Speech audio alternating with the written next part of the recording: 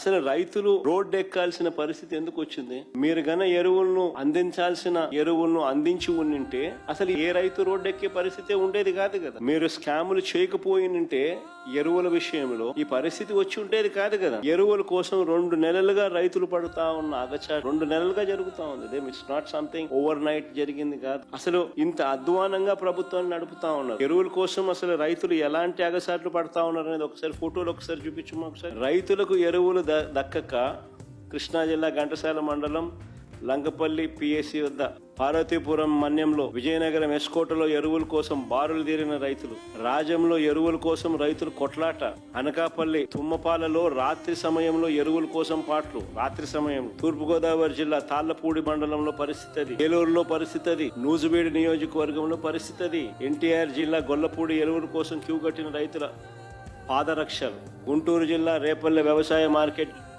Yard godown వద్ద రైతుల ఆందోళన, అన్నమయ్య జిల్లా మదనపల్లెలో క్యూ లైన్ లో పరిస్థితి, చిత్తూరు జిల్లా కుప్పం సొంత నియోజకవర్గం చంద్రబాబు నాయుడు సొంత నియోజకవర్గంలో పరిస్థితి అది. ఏడన దుంకి సావచ్చు చంద్రబాబు నాయుడు. కనీసం కుప్పంలో కూడా కనీసం రైతులు కనీసం ఆయన సొంత కాన్స్టిట్యున్సీ రైతుల పరిస్థితి అట్టుందనండి. ఇది వ్యవసాయ శాఖ మంత్రి కాన్స్టిట్యున్సీ. శ్రీకాకుళం జిల్లా మంత్రి అచ్చెన్నాయుడు నియోజకవర్గం టెక్కలిలో పరిస్థితి అది. క్యూ లైన్లలో ఇద్దరు ఏదైనా బాయోగి ఏదైనా చూసుకొని దుంకుతే బెటరు.